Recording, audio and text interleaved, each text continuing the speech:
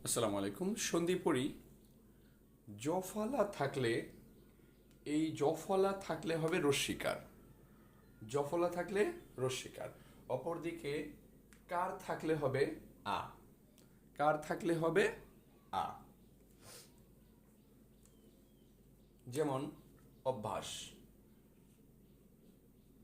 অভি। এই যে জফলার কারণে রস্বীকার, তাহলে অভি যোগ আস। এই যে আকারের কারণে হলো আ, শয়ের কারণে স, আভাস। জফলার কারণে হবে বি যোগ, এই আকারের কারণে হচ্ছে আ হ ত। ঠিক জফলার কারণে রস্বীকার, তাহলে হবে কি প্রতি আ বর্তন।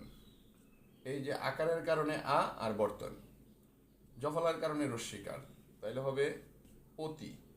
আকারের কারণে আ, চয়কাচ্চা র, অতিযোগ আচার, অত্যাচার ইত্যাদি।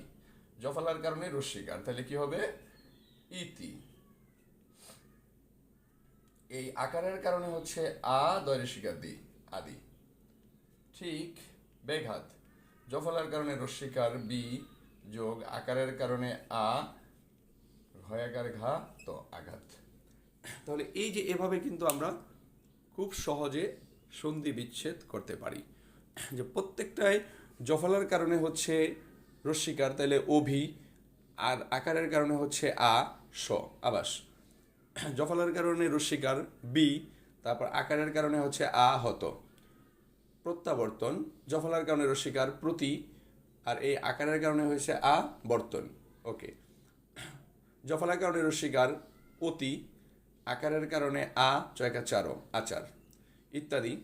জফলার কারণে রস্বীকার ইতি, আর এই যে আকারের কারণে আ দয়রেশিকার দি, আদি বেঘাত।